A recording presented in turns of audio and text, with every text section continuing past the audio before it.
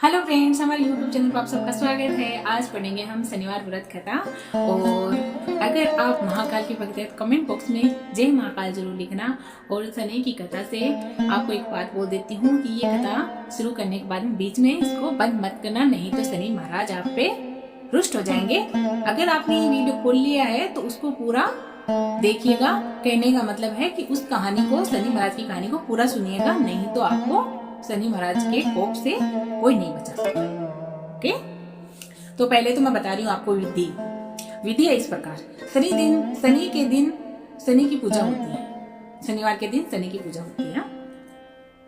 काला तिल, वस्त्र, तेल, उड़द शनि को बहुत प्रिय है, इसीलिए इनके द्वारा शनि की पूजा होती है। शनि की दशा को दूर करने के लिए व्रत किया जाता है। शनि स्तोत्र का पाठ भी बहुत लाभदायक होता है।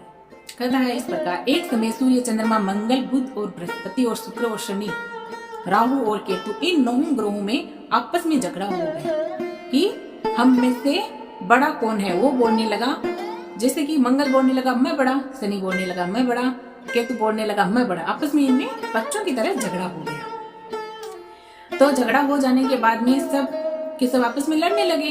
तो इसमें से कोई निश्चय नहीं हो सका। सब अपने आप को बड़ा कहते थे। जब आपस में कोई निश्चय नहीं हो सका तो सब के सब आपस में झगड़ते हुए इंद्र के पास गए और कहने लगे कि आप हम सब देवताओं के राजा हो, इसीलिए आप हमारा न्याय करके बतलाओ कि हम 9 ग्रहों में सबसे बड़ा कौन है। राजा इंद्र इनका प्रश्न सुनकर घबरा गए और कहने लगे, मुझ में यह सामर्थ्य नहीं कि जो किसी को बड़ा या छोटा बतलाऊं। मैं अपने मुख से कुछ नहीं कर सकता हूँ। हाँ, एक उपाय हो सकता है। क्या हो सकता है वो आप सुनो। इस समय पृथ्वी पर राजा विक्रमादित्य दूसरों के दुखों का निवारण करने वाले हैं विक्रमादित्य। इसीलिए तुम सब मिलकर उन्हीं के पास जाओ, वही तुम्हारे दुखों का निवारण करेंगे। ऐसा वचन सुनकर सभी ग्रह देवता चलकर भूलोक में राजा विक्रमादित्य की सभा में जाकर उपस्थित हुए और अपना प्रश्न राजा के सामने रखा। राजा उनकी बात सुनकर बड़ी चिंता में पड़ गए कि मैं अपने मुख से किसको बड़ा और किसको छोटा बतलाऊं। जिसको छोटा बतलाऊंगा वही क्रोध करेगा, परंतु उन सब ग्रहों का झगड़ा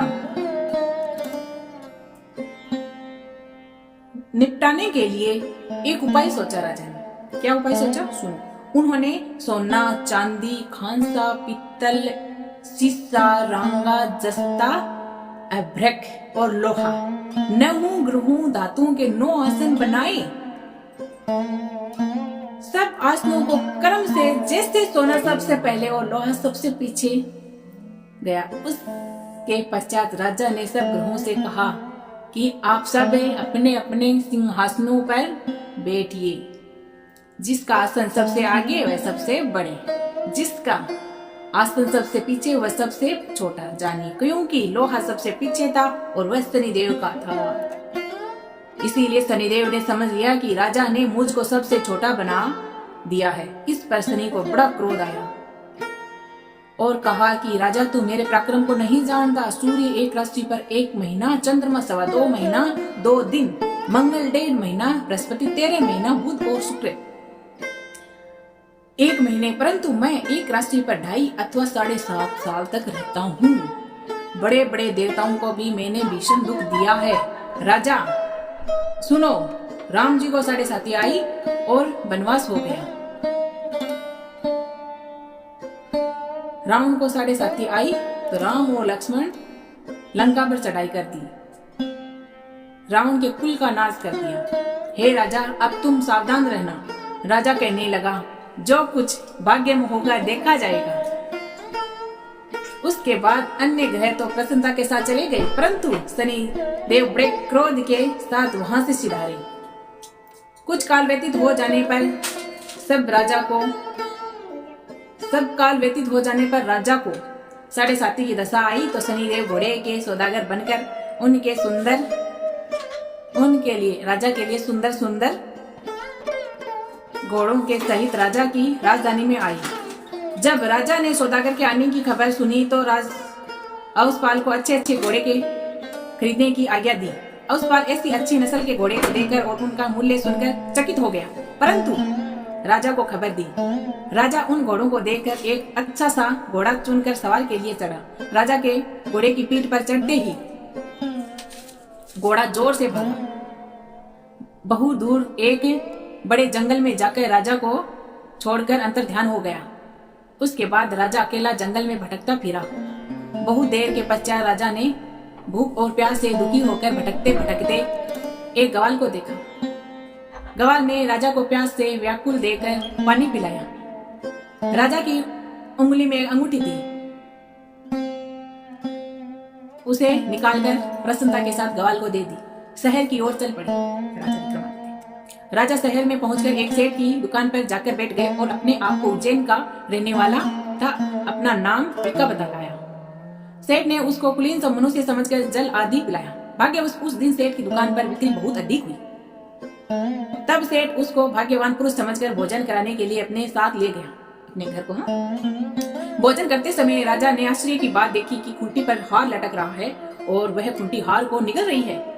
भोजन के पश्चात कमरे में आने पर जब सेठ को कमरे में हार नहीं मिला तो सब ने यही निश्चय किया कि सिवा विका के और कोई इस कमरे में आया ही नहीं, अतः अवश्य ही उसी ने हार चोरी किया है। परंतु विका ने हार लेने से मना कर दिया। इस पर 5-7 आदमी इकट्ठा होकर उसको फौजदार के पास भेज दिया। फौजदार ने उसको राजा के सामने उपस्थित कर दिया और कहा कि यह आदमी तो भला प्रतीत होता है, चोर मालूम नहीं होता। ये फौजदार विक्रमादित्य को देखते ही कहने लगा। परंतु सेठ का कहना है कि इसके सिवा और कोई इस कमरे में आया ही नहीं, अवश्य ही इसी ने चोरी की है। तब राजा ने आज्ञा दी कि इसके हाथ पैर काट दिया जाए, चोरंगिया किया जाए इसको। राजा की आज्ञा का तुरंत ही पालन किया गया। विका के हाथ और पेट काट दिए गए। इस प्रकार कुछ काल व्यतीत होने पर एक तेली के घर पे कोले पर उसको बिठा दिया गया। विका उस पर बैठा हुआ जुबान से बैल को हाँकता रहा। शनि की दशा समाप्त हो गई और एक रात को वर्षा ऋतु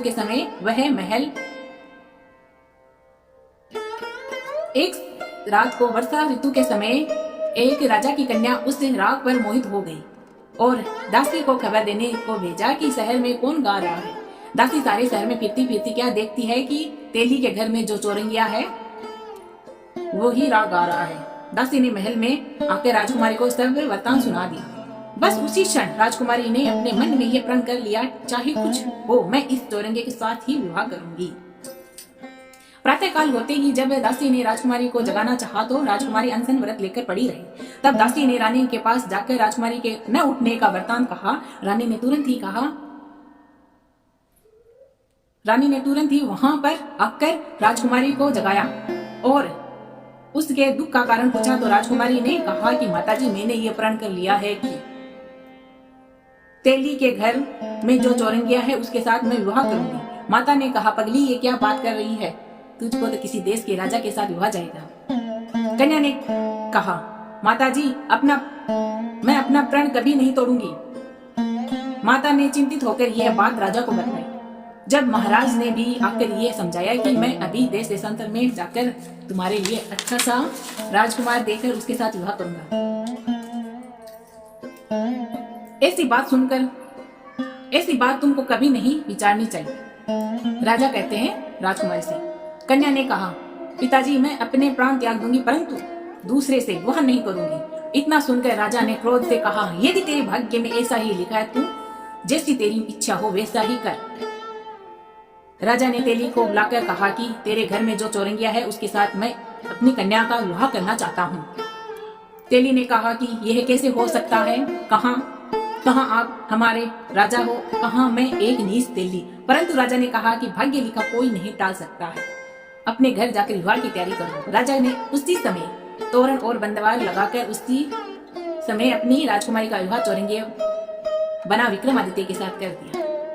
रात्रि को जब विक्रमादित्य और राजकुमारी महल में सोए तो आधी रात के समय शनिदेव ने विक्रमादित्य को स्वप्न दिया कि राजा कहो मुझको छोटा बतलाकर तुमने कितना दुख उठाया है। शनि महाराज विक्रमादित्य के रात को स्वप्न में राजा ने क्षमा मांगी। शनिदेव ने प्रसन्न होकर विक्रमादित्य को हाथ पैर दे दिए। तब राजा ने कहा, महाराज मेरी प्रार्थना स्वीकार करें कि जैसा दुख आपने मुझे सौंप दिया है ऐसा और किसी को न दे। शनिदेव ने कहा कि तुम्हारी यह प्रार्थना स्वीकार है।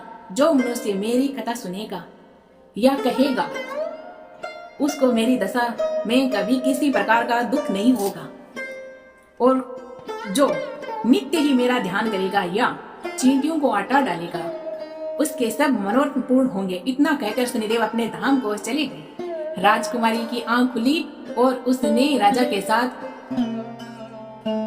के हाथ और पांव सहित सलामत देखा तो आश्चर्य को प्राप्त हुई। उसको देखकर राजा ने अपने समस्त हाल कहा कि मैं उज्जैन का राजा विक्रमादित्य हूँ। यह बात सुनकर राजकुमारी अत्यंत प्रसन्न हुई। प्रातःकाल राजकुमारी से उसकी सखियों ने पूछा तो उसने अपने पति का समस्त वृत्तांत कह सुनाया। तब सब से प्रसन्नता प्रकट की सबने और कहा कि ईश्वर ने आपकी मनोकामना पूर्ण कर दी है। ये सब सखियां राजकुमारी से कहती है। जब उस सेठ ने यह बात सुनी तो वह विक्रमादित्य के पास आया और राजा विक्रमादित्य के पैरों पर गिरकर क्षमा मांगने लगा। आप पर मैंने चोरी का झूठा दोष लगाया, अतः आप मुझको जो चाहो दंड दे दो। राजा ने कहा, मुझ पर शनि का कोप था, इसी कारण ये सब दुख मुझको प्राप्त हुआ। इसमें तुम्हारा कोई दोष नहीं। तुम अपने घर जाकर अपना कार्य करो। सेठ बोला, मुझे तभी शांति होगी जब आप मेरे घर चलकर प्रतिपूर्व भोजन करोगे। राजा ने कहा, जैसी आपकी मर्जी हो वैसा ही करें। सेठ ने अपने घर जाकर अनेक प्रकार के सुंदर भोजन बनाए और राजा विक्रमादित्य को प्रति भोजन दिया। जिस समय विक्रमादित्य भोजन कर रहे थे तब क्या हुआ सुनो। जिस समय विक्रमादित्य भोजन कर रहे थे एक अत्यंत आश्चर्य की बात सबको दिखाई दी। जो खुंटी पहले हार को निगल रही थी वह अब हार को उगल रही है। जब भोजन समाप्त हो गया तो सेठ ने हाथ जोड़कर बहुत सी मोहरे राजा को भेंट करी और कहा कि मेरे श्रीकर नाम एक कन्या है, उसका पानी ग्रहण आप करिए। इसके बाद सेठ ने अपने कन्या का विवाह राजा के साथ कर दिया और बहुत सा धन दहेज आदि दे दिया। इसी प्रकार कुछ दिन तक वहां निवास करने के पश्चात विक्रमादित्य ने शहर के राजा से कहा कि अब मेरी उज्जैन जाने की इच्छा है।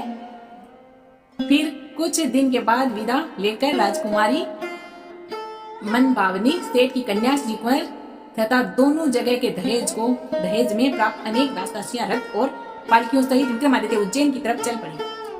जब शहर के निकट पहुंचे और पूर्ववासियों ने राजा के आने का संवाद सुना तो समस्त उज्जैन की प्रजा अगवानी के लिए आई। तभी बड़ी प्रसन्नता से राजा अपने महल में पधारे। सारे शहर में बड़ा भारी महोत्सव मनाया गया। रात्रि को दीपमाला की गई। दूसरे दिन राजा ने शहर में यह सूचना कराई कि शनिश्चर देवता सब ग्रहों में सर्वोपरि है। मैंने इनको छोटा बतलाया, इसी से मुझको ये सब दुख प्राप्त हुआ। इसी कारण सारे शहर में सदा शनिश्चर की पूजा और कथा होने लगी। राजा और प्रजा अनेक प्रकार के सुख भोगती रही। जो कोई शनिश्चर की इस कथा को पढ़ता या सुनता है, शनिदेव की कृपा उस पर बनी रहती है और सब दुख दूर हो जाते हैं शनि महाराज की कृपा से। शनिवार की कथा को व्रत के दिन अवश्य पढ़नी चाहिए। ओम शांति, ओम शांति, ओम शांति, ओम शांति।